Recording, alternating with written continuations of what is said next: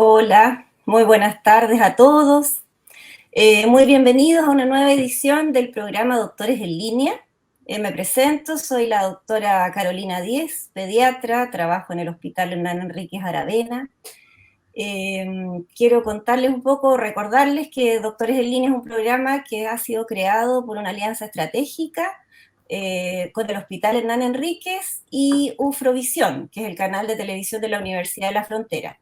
Esto para difundir temas en salud, en prevención, en cuidados de la salud y temas que son más prevalentes en nuestra población. Se transmite este programa en vivo para las comunas de Padre Las Casas, Temuco, a través de la señal abierta y desde Concepción a Coyhaique en el canal 48 de Telsur. También lo pueden escuchar y ver online en todas las plataformas de UFRO Medios. Hoy día hemos invitado a la doctora Gabriela Sierra Alta. La doctora está con nosotros para conversar de un tema muy interesante. Ella es médico internista, trabaja ya en el tema de VIH hace 13 años en Policlínico de Infectología de nuestro hospital y además es miembro de la Red de Atención de Víctimas de Violencia Sexual. Ella además tiene un Instagram para los que a lo mejor la siguen o tienen interés en seguirla. Si puedo compartir el Instagram, se llama Hablemos de VIH Temuco, y la doctora el año pasado fue reconocida como una de las mujeres líderes, de las 100 mujeres líderes de la Araucanía. Así que muy bienvenida, doctora, un gusto tenerte acá y bueno, hoy día vamos a hablar de prevención de VIH, así que ahí tú nos vas a contar, pero todo lo que sabes y lo que nos puedes compartir sobre este tema. Hola, buenas tardes. Hola Carolina, ¿cómo estás? Muchas gracias por la invitación. Siempre para mí y para nuestro equipo tenemos un interés especial en tener contacto con la comunidad para llegar a ellos y poder difundir un poco mejor el tema de VIH y a esta altura de la vida, no solo de VIH, sino de prevención, que es un capítulo grande respecto a la enfermedad que se ha abierto en los últimos años. Yo creo que a lo largo de esta conversación vamos a hablar un poco de VIH, pero quiero que nos enfoquemos en prevención, porque tenemos muchas estrategias y yo creo que son muy interesantes y están a la mano de todos los usuarios. Sí, eso. Bueno, para introducir entonces el tema, pregunta, ¿el VIH se considera una enfermedad prevenible? Y si es así, ¿qué estrategias hay actualmente para que esto se pueda lograr? Mira, puedes decir, Gabriela. Es una enfermedad no es una enfermedad prevenible a través de la vacunación. Todavía no se ha dado con una vacuna que sea segura y efectiva contra el VIH. Quizás han escuchado respecto a pacientes que se han curado, pero se han curado en contextos diferentes. Por ejemplo, pacientes que han tenido leucemias y que han recibido trasplantes de médula ósea, en los que ese trasplante tiene una mutación de cierto tipo de pacientes que son capaces de controlar la enfermedad. Ahora, para llegar a un trasplante de médula ósea entendemos que hay que estar gravemente enfermo, ¿ya? Entonces no es algo que uno le puede ofrecer a sus pacientes.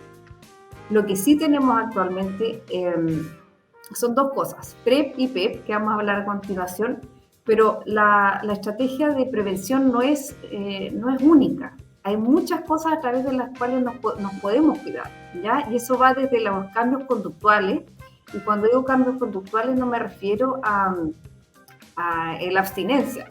Quizá alguien puede optar por la abstinencia, pero sabemos que no es una estrategia que uno pueda recomendar a la población, ¿no es cierto? Pero, por ejemplo, uno debe conocer cuáles son sus riesgos a la hora de tener relaciones desprotegidas, ¿ya? En la infección por VIH no es una infección altamente transmisible, ¿ya? Y eso hay que tenerlo como concepto. Es cierto, si yo me expongo reiteradas veces me puedo contagiar, pero no siempre que yo tengo relaciones con alguien con VIH yo me voy a contagiar, no es una cosa lineal, ¿ya? Y eso depende de muchos factores. Por ejemplo, si la persona que tiene VIH está en tratamiento o no, si está indetectable o no, qué tipo de relación tuve. Hay tipos de relaciones sexuales que contagian mucho más que otras. Por ejemplo, la relación que más contagia es el sexo anal receptivo y la que menos contagia es el sexo oral. Y entre medio están las otras categorías. Si hay, por ejemplo, relaciones en las que hay sangrado, en las que hay lesiones, va a haber mayor riesgo de contagio. Entonces, eso uno tiene que tenerlo como conocimiento general. Si voy a correr el riesgo, entre comillas, de tener relaciones desprotegidas, tengo que saber que hay prácticas que contagian más que otras. Después tenemos los métodos de barrera, ampliamente conocidos. Probablemente el condón masculino es el más conocido, pero debes saber que también existe un condón femenino o interno, ¿ya? Que tiene la gracia, entre comillas, que la mujer se lo puede colocar varias horas antes de la relación. Y eso, tristemente, hemos visto que ha sido beneficioso, por ejemplo, para las trabajadoras sexuales, donde sus clientes les piden que no usen preservativo. Entonces, pueden ponérselo antes de salir a trabajar. Tenemos otras cosas, puede que alguno lea por ahí que la circuncisión también disminuye el riesgo de infecciones por VIH. Y eso se ha visto como en estudios donde las poblaciones de varones que son circuncidadas en la infancia o al nacimiento por temas culturales, la incidencia de VIH y de infección por virus papiloma es mucho más baja. Ahora, no está recomendada como una acción para la prevención de VIH, pero sí se sabe que esos varones contagian menos. Y finalmente tenemos esto que se llama el PrEP y el PEP. Que de eso vamos a ir hablando. Sí, eso quería que nos contaras en el fondo, ¿qué significa esta sigla PrEP? ¿En qué consiste? ¿Se ha hablado de ella hace algún tiempo? Tal vez no lo suficiente, pero para informar a la comunidad. Mira, el PrEP significa profilaxis preexposición, ¿ya? Y no hay que confundirla con PEP, sin la R, que es profilaxis post-exposición, ¿ya? Yo estoy un poco en desacuerdo que se parezcan tanto las siglas porque son situaciones súper diferentes, ¿ya? Claro. El PrEP estuvo muchos años como en discusión, porque los tratantes y los investigadores en VIH decían, ¿cómo vamos a tratar a los sanos si la terapia está hecha para tratar a los enfermos? Pero finalmente esto fue decantando a lo largo de los años y varios estudios demostraron que en parejas seronegativas, ¿con qué me refiero a eso? Porque hay uno que es VIH y el otro está negativa, el que estaba negativo al usar esta terapia disminuía su riesgo de contagio casi a cero. ¿Y de qué dependía que fuera 0 o 1 o 2 o 3%? En realidad la adherencia del que tenía que tomarse el PrEP. ¿Ya? ¿Y en qué consiste? Consiste en tomarse una pastilla al día, que es una combinación de 2 antirretrovirales. ¿Ya? Pueden ver, quizás los que tienen más conocimiento pueden saber que hay un PrEP que se llama on demand, y quiere decir que me lo tomo cuando voy a exponer. Sin embargo, esa estrategia no está recomendada porque hay que usarla antes de la exposición. Entonces tiene que ser solo en varones, esto no lo pueden usar mujeres, me refiero a la bajo demanda, y en un esquema en que se usa antes y después de tener relación, ¿ya? Pero la recomendación es usar esta pastilla una vez al día en forma permanente mientras yo sienta o crea que estoy en riesgo de contagiarme. O sea, debe ser en forma permanente porque va si se descontinúa el efecto ahí, ¿se pierde totalmente? Una cosa así. Mira, lo que pasa es que depende en el fondo de la mucosa que la persona vaya a exponer, ¿ya? En el caso de los estudios demuestran que en la mucosa rectal las concentraciones de la droga se logran ya a las 48 horas, se logran concentraciones altas, ¿ya? En cambio, en la mucosa genital femenina, las concentraciones recién se logran entre el quinto y el séptimo día. Por eso que los comportamientos del fármaco son diferentes y no podemos recomendar esta estrategia bajo demanda en la mujer. Ya, mira, interesante. Sí, eso es súper interesante. Y en cuanto a qué población o qué persona entonces estaría dirigido más el PrEP. Mi respuesta es a todos, ¿no? A todos, porque la conducta sexual de las personas no es algo que uno grite a los 7 vientos. O sea, si tú vas, por ejemplo, un día, no sé, a la matrona, al urólogo, no siempre vas a estar hablando de tu vida sexual, y más aún si vas, por ejemplo, en mi caso, al médico internista o al cardiólogo, no son instancias en las que se hable de la vida sexual. Por ejemplo, si vas a un servicio de urgencia, aquí hay mucha gente, está separado por una cortina, o quizás te acompaña tu mamá y tú no te atreves a hablar de eso. Entonces, mi pensamiento es que las personas tienen que conocer de esto. Tienen que conocer de esto y tienen que saber cuáles son sus riesgos. Porque en el momento en que se sientan que están en riesgo, tienen que ir y pedirlo, ¿ya? Y no esperar que alguien se los ofrezca, porque para que te lo ofrezcan tiene que darse esa instancia. Uno debiera hacer una breve anamnesis sexual en todo paciente, especialmente los adolescentes, o a veces incluso los adultos mayores, que existe como este mito que la gente cree que los adultos sexuales no tienen relaciones, y eso es absolutamente falso. Y por eso se deja de mirar el riesgo. Ahora, si tú me dices, ¿quiénes especialmente? Bueno, personas que tienen más de una pareja sexual, ¿ya? Personas que usan drogas endovenosas. Las parejas de estas personas. Puede que yo tenga mi pareja estable, pero mi pareja tiene otras parejas, ¿ya? Y eso es un tema súper tabú, pero puede ser que la paciente le refiera esta situación a la psicóloga, que se la refiera a la matrona, le diga, ¿sabe qué? Yo sé que mi marido tiene otras personas. Y esa persona no se siente en riesgo, pero sí está en riesgo porque su pareja estable tiene muchas parejas. Lo mismo con las parejas de los usuarios de drogas endovenosas, que eso es algo que está como súper, se habla muy poco, se conoce poco, pero sí, hay usuarios de drogas endovenosas. Por ejemplo, las personas que se inyectan estos polímeros para automodelado corporal, ¿no? Donde puede haber, se puede compartir jeringa. Pacientes, por ejemplo, tengo un paciente VIH recién diagnosticado y su pareja se testea y resulta negativa. Es una situación súper frecuente en VIH. Entonces, mientras le damos terapia al que tiene el VIH y mientras logra la indetectabilidad, esta persona su pareja tiene indicación de PrEP. ¿Hasta cuándo? Hasta cuando ella considere que debe suspenderlo, ¿ya? Nosotros le decimos, mira, cuando él esté indetectable no te va a contagiar, cuando él lo haya. Pero eres tú quien decide cuándo suspender la terapia. Hay parejas que se sienten más seguras estando uno en PrEP y el otro en terapia para siempre. Hay otros que prefieren esperar la indetectabilidad. Eso básicamente Claro.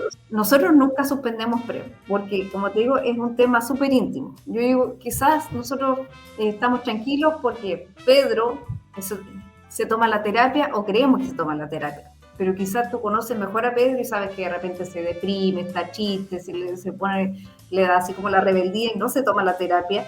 Y es en esos momentos en los que podría llegar a contagiar. Entonces creo que uno tiene como abrir el tema para que las personas sepan cuál es su riesgo. Sí, qué importante eso.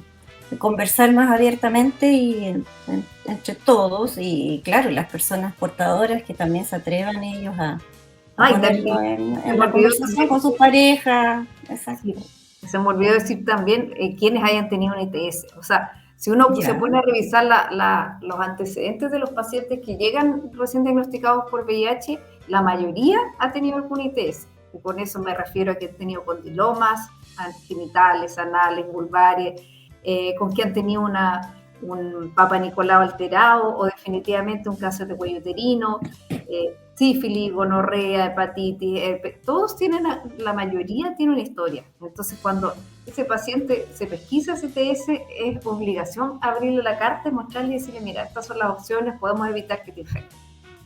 Ese es otro grupo de los que más nos llega como paciente. Eso, y esto es como un programa, ¿cómo accede la gente a la terapia, al PrEP, dónde acuden? Mira, es un programa piloto que partió en 2019. La idea era que la mayoría de las unidades de VIH o los UNACCES que hacen como todas las prestaciones de salud sexual tuviesen, pero vino la pandemia y se frenó un poco. Nosotros fuimos como premiados con tener el PrEP ya desde el 2019. Es un programa que está bien establecido, que tiene una enfermera a cargo, que tiene médicos, que tiene prestaciones de farmacia. Lo lamentable es que no hay PrEP, no todas las unidades que tienen VIH, que atienden VIH, tienen PrEP. Entonces, lo que te comentaba al principio, que por ejemplo acá lo más cercano que tenemos es Rancagua, nos saltamos a Temuco y de ahí sigue Puerto Montt, ¿ya? La gracia sí es que un paciente de Chillán puede venir y controlarse con nosotros, un paciente de Valdivia, nosotros los atendemos, entendemos también lo engorroso que es venir a buscar la terapia MEAME, pero a lo largo del tiempo se han abierto más unidades. Súper. Claro, falta entonces todavía extenderlo más en Chile, pero por lo menos acá tenemos, y eso es una gran ayuda y un gran aporte.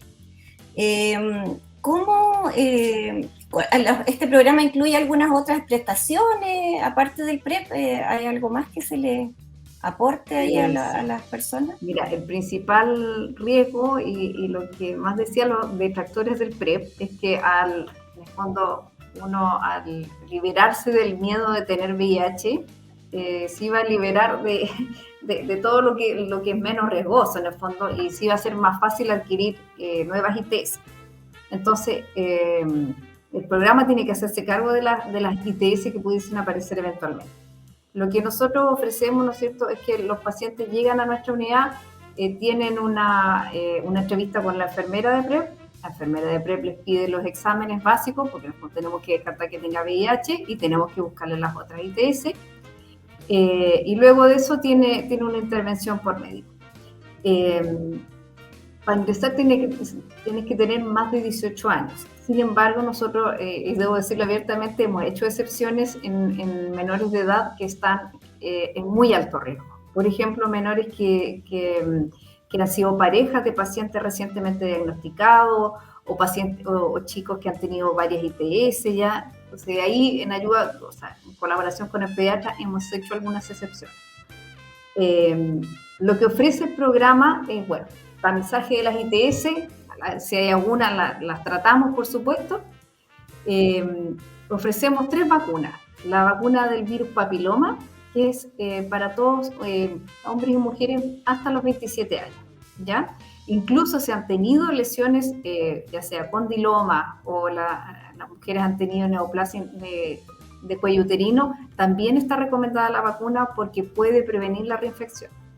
Luego tenemos la vacuna de la hepatitis B, que es para todos aquellos que en el fondo no hayan sido vacunados. Y los que han sido vacunados podemos medirle anticuerpos para ver si tienen buena respuesta a la vacuna. Y vacuna de la hepatitis A, esa hasta los 40 años. Ahí tratamos de cubrir todos los frentes y después lo que hacemos es entregar la terapia y se despacha mes a mes, y después los pacientes los citamos cada 3 meses, cada 6 meses. Hay que buscar algunas reacciones adversas, pero que son muy escasas, ¿ya? Y contraindicación, como te comentaba, básicamente pacientes que tienen alguna enfermedad renal, porque la droga pudiese alterar un poco la función renal. Es raro, pero puede ocurrir. Y mencionarte que ya está aprobado en Chile un fármaco que va a ser un PrEP que se inyecta cada 2 meses, ¿ya? Sí, que es un fármaco de depósito. Todavía no lo tenemos disponible, pero yo creo que prontamente va a llegar como acá a Temuco para algunos pacientes muy elegidos. Así que estrategias hay. Esa y funciona más o menos nuestro PrEP. Sí, ya llega. Eso, qué bueno para todos saber que hay hartas estrategias y que están implementadas en Temuco. Ahora, en cuanto a eso de la diferencia entre el PrEP y tú me decías el PPE, ¿cuál es?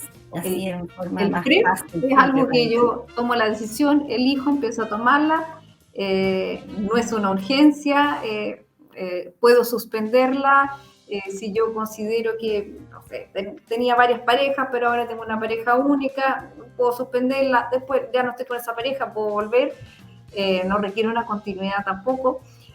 La profilaxis por exposición es algo diferente y para nosotros tiene un contexto que es un poco más doloroso, por así decirlo, más humano, porque es la profilaxis post-exposición, ¿ya? Y profilaxis post-exposición es para evitar infectarme del VIH una vez que me he expuesto o presuntamente me he expuesto, ¿ya? Y eso es una urgencia infectológica, que significa que yo debo recibir esa profilaxis a máximo 72 horas. ¿Ya? La mayoría de los expertos dicen 48 horas, máximo 72 horas. Entonces, siempre le digo a los colegas que se acuerden que es como, igual que la píldora el día después, ¿ya? Son 72 horas después de la exposición.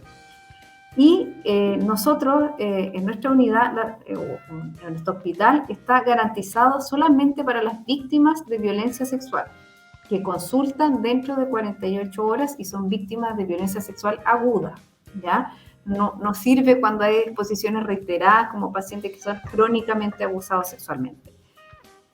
Tenemos todo un programa ahí que nos derivan desde la urgencia, incluso desde los nodos, y ese fármaco, en este caso, se debe tomar por espacio de un mes de forma ininterrumpida.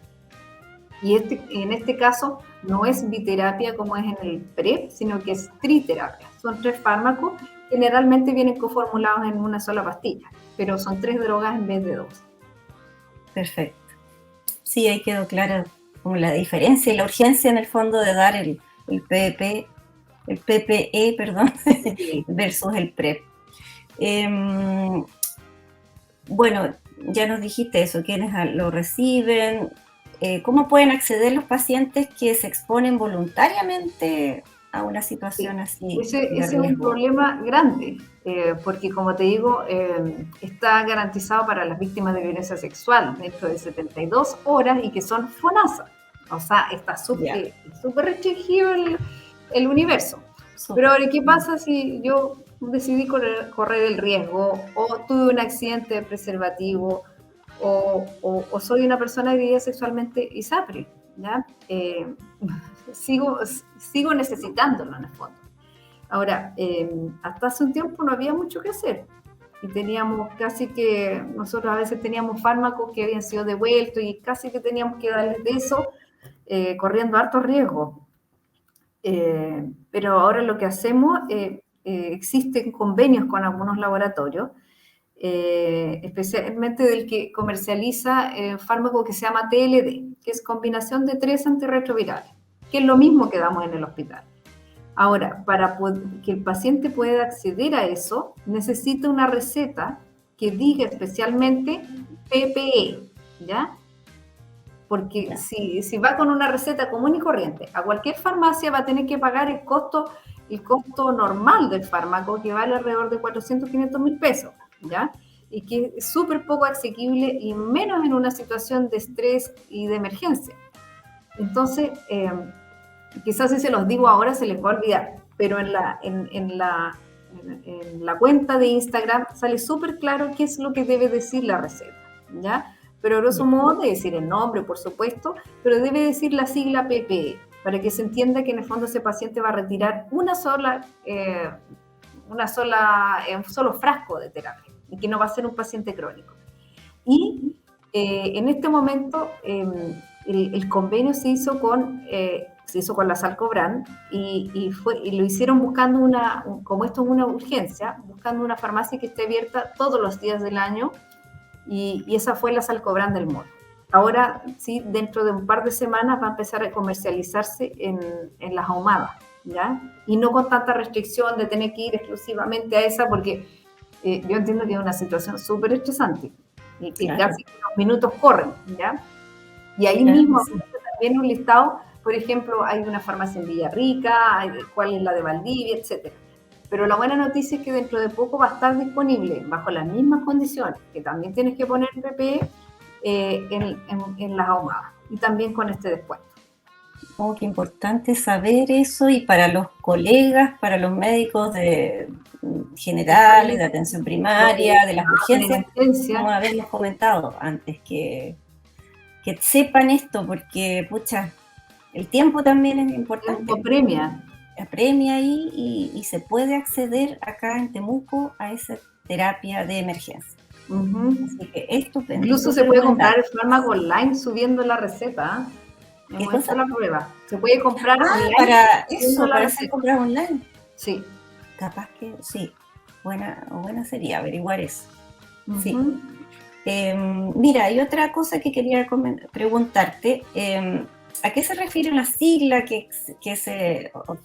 digamos, uno ha podido tal vez ver en algunas situaciones cuando hablan de U es igual a U o I es igual a I?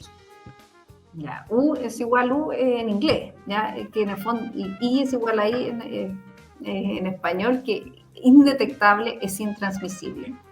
Indetectable se refiere a la condición que logran los pacientes VIH positivos cuando están en terapia, ¿ya? Un paciente recientemente diagnosticado, nosotros le tomamos 2 exámenes, bueno, varios, pero hay 2 que son fundamentales para más o menos hacerse una idea del estadio de la enfermedad. El recuento de CD4 y la carga viral. El recuento de CD4 nos va a ayudar a ver más o menos en qué riesgo está nuestro paciente de adquirir enfermedades oportunistas. Y la carga viral es como un desde, ¿ya? Las cargas virales pueden variar desde 20 hasta 10 millones, que es lo máximo que mide la máquina. Ahora, los pacientes generalmente que están más o menos crónicos llegan alrededor de 100.000, 300.000 copias, y uno ahí les parte terapia y uno ve que rápidamente con el fármaco, algunos más velozmente que otros, bajan la carga viral hasta niveles indetectables. Indetectables menos de 20. Cuando un paciente está indetectable, no contagia, ¿ya? Incluso se ha visto que con cargas virales no indetectables, pero aún bajitas, es muy poco el riesgo de contagio, ¿ya? Lo que pasa es que en pacientes que no están en terapia, el virus tiende a tener fluctuaciones. Puede haber momentos que tiene más y otros que tiene menos. Pero cuando están en terapia, se produce una supresión de la replicación del virus. Y no hay virus y no contagia. Y eso significa que esa persona puede embarazarse sin contagiar a su bebé, puede tener un parto normal sin contagiar a su bebé, puede tener relaciones desprotegidas sin contagiar a parejas nuevas. En el caso de un varón, ese varón positivo puede embarazar a una mujer negativa y no contagiar a la madre y menos a su hijo. Y eso es estando indetectable. Por eso te digo, hay parejas que igual prefieren tomar la precaución de seguir estando en PrEP, que está negativo, pero en estricto rigor, si esa persona se mantiene tomando la terapia, no va a contagiar. Eso significa. Claro. Eso es, qué bueno precisar ahí el término y la importancia entonces de que el paciente infectado llegue y mantenga ese nivel de indetectabilidad. Eso se logra, yo a los pacientes, eso solo se logra tomando la terapia, que me tomo vitamina, sí, o sea, está bien cuidarse para todos los efectos de salud, pero el VIH es una enfermedad bastante sencilla y que solo necesita tomarse la terapia. O sea, si lo que más te interesa está indetectable, toma de la pastilla y eso es toda la ciencia. Eso, qué bueno. Hoy, otra pregunta, por ejemplo, hablando de eso mismo, de mantener la terapia, ¿qué tan complejo entonces sería vivir con VIH en el 2023, en la actualidad, considerando todos los avances que ha tenido actualmente el manejo? Es muy poco complejo. Yo creo que es más, Siempre digo a los pacientes, ¿conoces un hipertenso? Sí. Bueno, es más complejo ser hipertenso que tener VIH. ¿No? ¿En qué sentido? Sí. Bueno, y ni hablar de la diabetes y de todas las otras cosas que se les puede ocurrir, enfermedades autoinmunes, cáncer, ¿no? En el sentido de que tú le inicias la terapia a un paciente y la enfermedad se frena, ¿ya? Y empieza a recuperar su defensa con el correr del tiempo.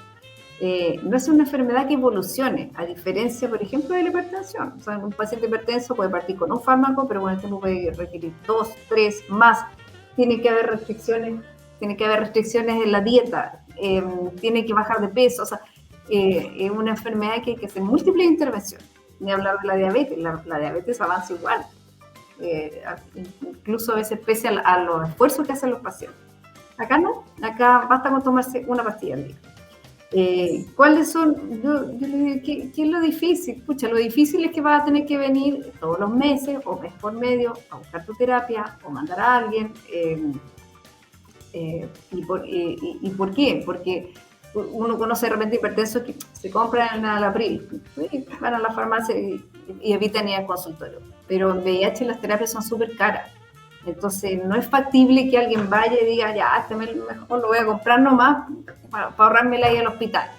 Y eso los hace un poco dependientes de la atención. Ahora, tenemos varias estrategias. Por ejemplo, actualmente nosotros mandamos las terapias a los hospitales nodos. Entonces, un paciente de Villarrica puede pedir que se le despache a Villarrica, de Imperial, etcétera, ahorrar en fondo el viaje. Lo otro que tenemos es que nosotros trabajamos en red. Entonces, yo estoy, no sé, en la universidad y me atendí en Temuco, pero después me quiero ir a trabajar a Los Ángeles. Hay un centro de atención en Los Ángeles. O la verdad es que me voy a Los Ángeles, pero quiero seguir controlándome en Temuco. No hay problema. Ya los pacientes pueden controlarse donde ellos quieran. Aquí no es como a otros efectos de FONASA que dependen del domicilio. La única salvedad es que deben controlarse solo en un centro a la vez y retirar los fármacos solo en un centro a la vez. Así que es una enfermedad muy llevable, o sea, sacando los estigmas.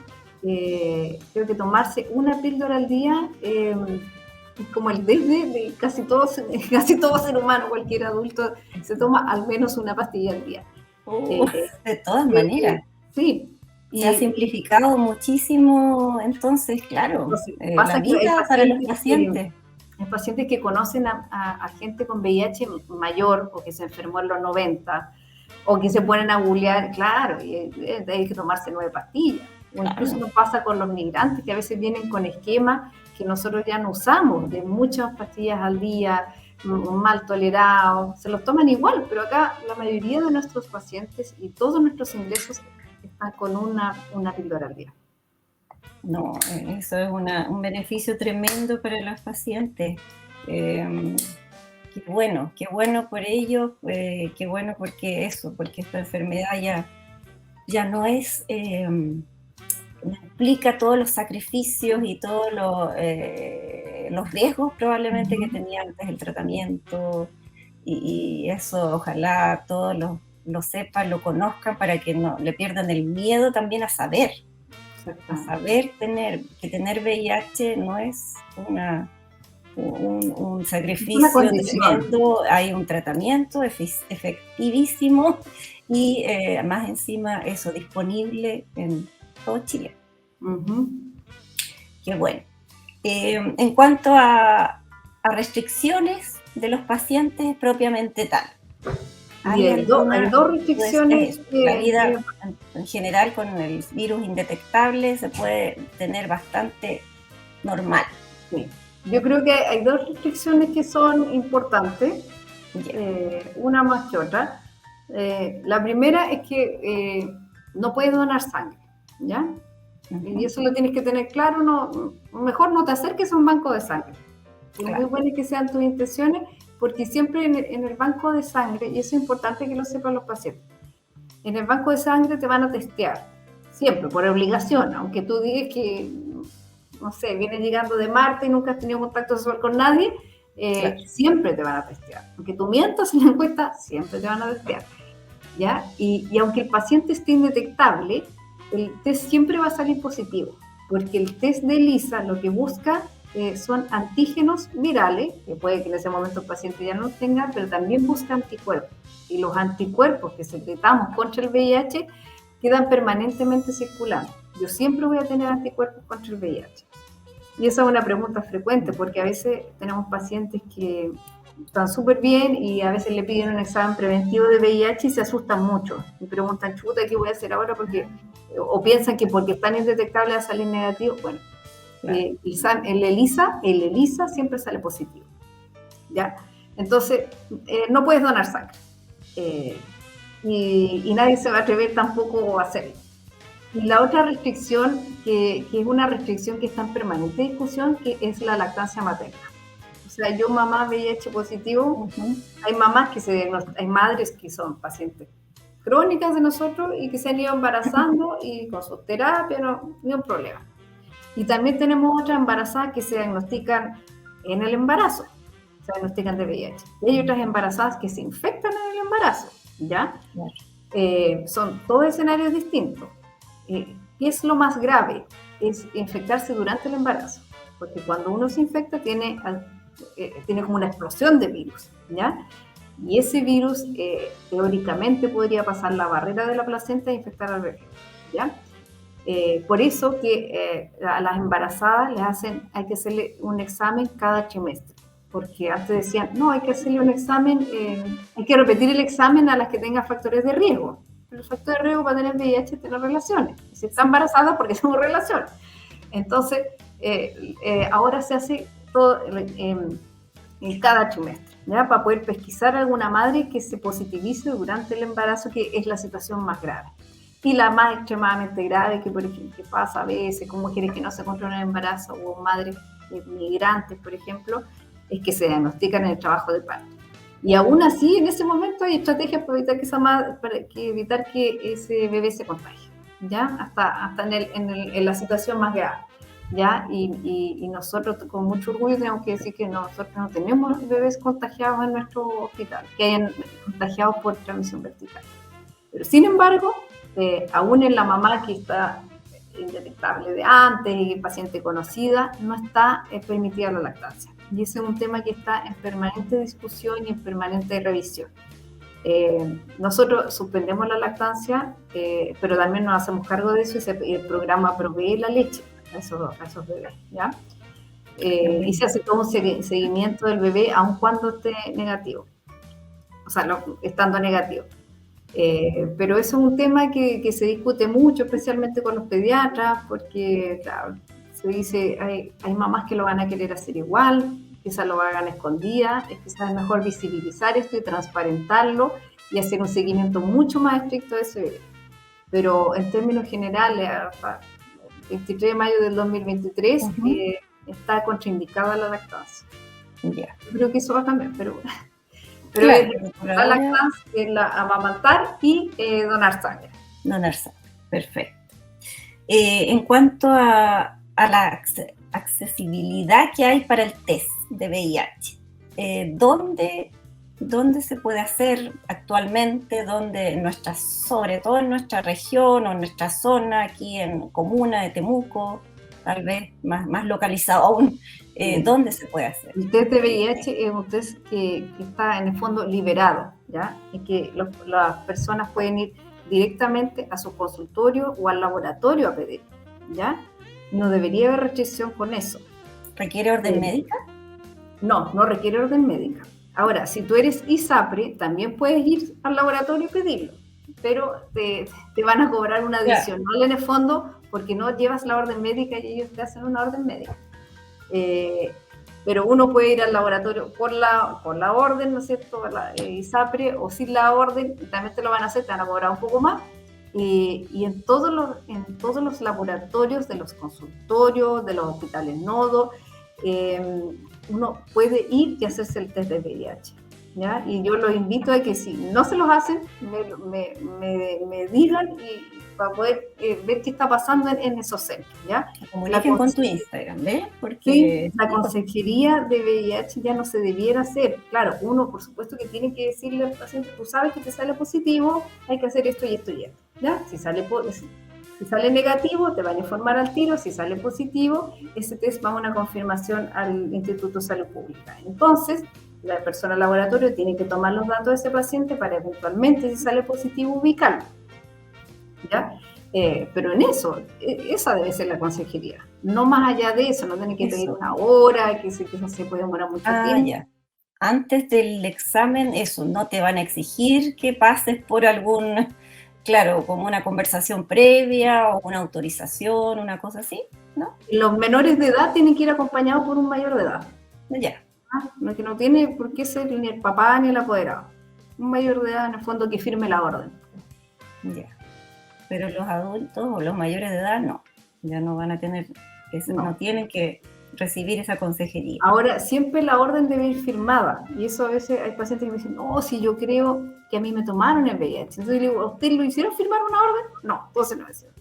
O hay mucha gente que cree que, me dicen, pero señorita, si yo me operé la otra vez del ojo, sí, pero los exámenes preoperatorios acá en Chile se pide muy poco el VIH, salvo para cirugías enormes como las cirugías cardíacas, qué sé yo, pero en general no se pide el VIH. Y si usted no firmó una orden, no se lo han tomado. No se lo han tomado. ¿Y existe un autotest del VIH? Ese test, ¿cómo es?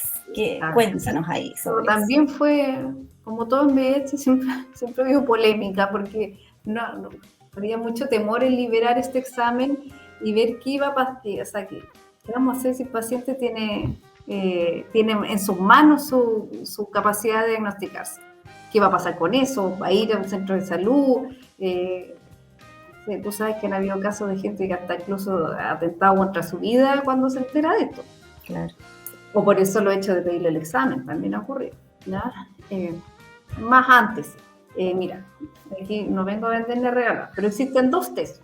Uno que es en sangre y otro que ahora va a salir a la venta dentro de las próximas semanas, que es en saliva. ¿Ya? El de sangre se llama autotest. Tú compras un pack, vale alrededor de 12.000 pesos, es de venta libre en todas las 3 farmacias grandes, y tú lo despliegas y se despliega una sabanilla, aquí como un dispositivo similar a este, pero que viene con una lanceta. Y tú te pinchas el dedito como cuando te vas a tomar una glicemia, colocas una gota y el resultado es como el test de embarazo. No sé si se logra ver aquí. Ahí estamos viendo, sí, estamos viendo una imagen así. Ese es un test positivo. A ver, un poquito más hacia el costado. Ese es un test positivo. Tiene dos ramas. La que dice C de control y la otra test que es positivo. Es como el test de saliva. El de saliva es similar. También, más sencillo todavía, tienes que raspar la mucosa oral con esta como paletita y después se coloca aquí con... Este también hay que echarle un reactivo y aquí se coloca el reactivo. Entonces, por ejemplo, ese es un test que está negativo. Ya. Y este es un test que está positivo. Con las dos marcas, exacto. Ya, lo que hay que tener presente es que este es un test de tercera generación. Es decir, mientras más alta la generación, más sensible, ¿ya? Los de primera generación tenían un periodo de ventana 6 meses, ¿ya? Y por eso que los pacientes, cuando partió la enfermedad, nunca podían estar tranquilos de si tenían o no tenían el virus, porque no, era 6 meses, ¿ya?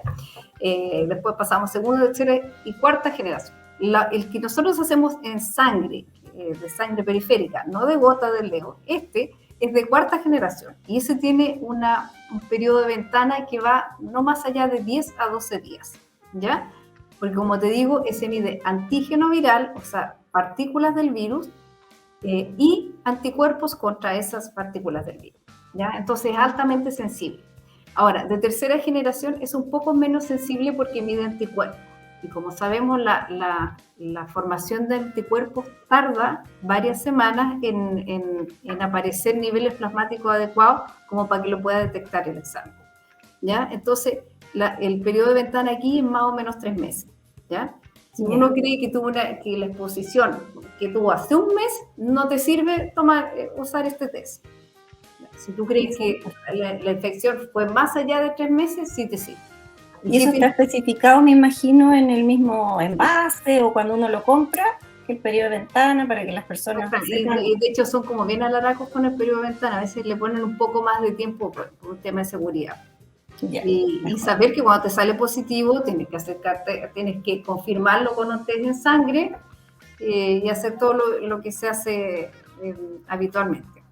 Ahora, respecto a eso, como unas palabras respecto a la confirmación del ISP, que es algo también como que le tienen mucho como respeto a los médicos. Entonces, como que tienen un paciente con VIH diagnosticado y no se atreven a tomar medidas al respecto a la espera del resultado del ISP. El resultado del ISP se puede tardar 6 semanas. Entonces, ya, si yo tengo un paciente que está enfermo y que tiene varias manifestaciones de la enfermedad, no tengo que esperar la confirmación. Eso va a llegar igual, ¿ya? Ahora, si tengo un paciente que está sano, que me sale positivo y que va a confirmación del ISP, quizás no tengo urgencia en mandarlo, pero sí tengo que decirle, oye, ¿sabes qué? Tú en este momento eres súper contagioso y tienes que cuidarte, especialmente en este tiempo, ¿ya? Hasta que llegue tu confirmación o si quieres te derivamos, pero no dejar ese paciente en el aire, ¿ya? Como claro. Con la falsa sensación de que mientras no me digan, yo no abuso recibo. Se toman los cuidados, exacto. Las personas que no digo a los pacientes, el que más contagia es el que no sabe. Sí. Nadie anda contagiando diestra y siniestra porque además el virus no es tan efectivo, no es un arma mortal que uno pueda diseminar, pero el que más contagia es el que no sabe su condición. Exacto. Y se me fue lo que te iba a preguntar. Pero en la confirmación del ISP en relación al, digamos, el porcentaje de pacientes, por así decirlo, que realmente se confirma, es bastante... La mayoría se confirma, excepto los que tienen valores, el test de ELISA informa valores bajitos, no sé, de 2, de 3, bajitos, eso la mayoría se descarta. O sea, dice negativo. En el fondo lo que hace el ISP es aplicar varias pruebas de tamizaje diferentes. Ya. Ahora, si tú me preguntas, ¿cuál es el mejor test para diagnosticar VIH así más precozmente que el ELISA de cuarta generación? Es la carga viral, que en el fondo es una PCR para el virus del VIH. Y ese es el que se positiviza más precozmente, porque como te decía, cuando uno recién se infecta tiene viremia súper alta. Y eso se condice con lo que uno adquiere en el laboratorio. ¿Esa PCR es la que hace el ISP? ¿O? No. El ISP hace varias pruebas diferentes. La PCR es lo que nosotros le tomamos a los pacientes al llegar. Yeah. Y a veces los tomamos en situaciones que son como muy, muy de urgencia, como por ejemplo una embarazada que puede llegar con un test positivo a trabajo de parto. Ese tipo de situaciones. Para poder tomar las decisiones rápido. Porque las embarazadas son un grupo de pacientes que tienden a tener más falsos positivos. Ya. En el ELISA pueden dar ellos más falsos positivos. Y eso da origen a situaciones que son súper estresantes porque se suspende la lactancia, la mamá está muy angustiada. Y eso es algo que ahora se estableció bien en el hospital, que en caso de contar con llegar a trabajo parto con un test positivo, le tomen una PCR. Claro, no, está súper bien. No sé si tienes alguna, todavía nos queda un ratito, parece, unos minutitos de programa. Si quieres hacer otro comentario, algo que quieras recalcar, Gabriela. Mira, yo quiero invitarlos a que se desteen, ¿ya? Este año, en los últimos 2 años, después de la pandemia, hemos tenido una caída bien brusca en el número de casos nuevos. Y no solo acá en Temuco, sino a lo largo de Chile, ¿ya? Probablemente los que más tienen casos nuevos son las comunidades que están más al norte porque tienen más ingresos a través de los migrantes. Pero nosotros estamos muy al debe. Y si no diagnosticamos, no tratamos, y si no tratamos, en el fondo seguimos diseminando la enfermedad, ¿ya? Existen modelos matemáticos que dicen que si nosotros tratamos a todos los pacientes, en teoría se acabaría el VIH, porque ya nadie transmitiría el virus. Y de hecho hay un compromiso que se firmó con la OMS que era 90-90-90, que significa de una población hay que tener diagnosticado al 90% del estimado de personas con VIH, de esos 90% de tratamiento y de esos 90% indetectables. Y nosotros acá cumplimos con los últimos 2,90 o más cercanos, pero nos caemos en el primer 90 porque no diagnosticamos, ¿ya? Porque el examen, yo también recojo la queja de los médicos no VIH, está bien entrampado, pero hay que empezar a liberarlo y hay que empezar a empoderar a los pacientes que vayan y se tomen el examen, ¿ya? Y no esperar estar enfermo, porque uno dice, no me pasa nada, sí, pero es que el VIH tiene una evolución bien lenta, especialmente en gente joven. El lente pueden pasar 10 años, 15 años sin síntomas. Y una gran ventana ahí para eso, para acceder al tratamiento a tiempo. Y todos los que se contagiaron en el camino ahí. ¿No? Sí, así que ojalá eso, que esto sirva también para las personas que han estado escuchando, viendo el programa. Y sí, muchas gracias. Espera, tengo no sé si se ve, pero ¿sabes? Lo voy a subir a la... ¿Ya? Ese QR, un tríptico. Sí, es el QR que es para... eso lo escanean y con ese los lleva a un formulario que hay que llenar, que es para poder ingresar a PrEP, ¿ya? Tú llenas el formulario y ahí después te contactan. Y la otra forma de acceder a PrEP es, tú puedes ir a la unidad y pedir acceder a PrEP. Y si hay horas disponibles, te van a dar, y si no tienes ficha en el hospital, vas a hacer la ficha, pero es algo bastante expedito, ¿ya? Sí. Y si hay alguna situación especial de pacientes que son de fuera de Temuco, es importante también hacerlo a través de código QR para que eso quede bien claro y tratar que el paciente en ese día que va a atenderse pueda hacerse todos los exámenes y tener todas las prestaciones. Qué bueno.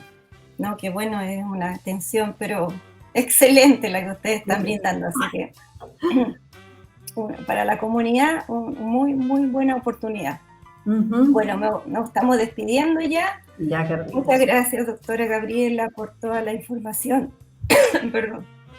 Y los invito. Perdón. Gracias por el espacio y por la oportunidad. Y como les digo, ahí está mi cuenta. Yo trato de un par de veces al día revisar, ver si hay mensajes, trato de revisar todos los mensajes, las inquietudes, de tratar de contestarles a todos con la mejor información posible, las mejores fuentes, y incluso los que tienen problemas para venir, los que tienen dudas, se hace todo eso. Muchas gracias. Entonces, perdón, despido el programa. Ya, Carolina. Para una próxima oportunidad. Ya, que estés muy bien. Chao. Chao.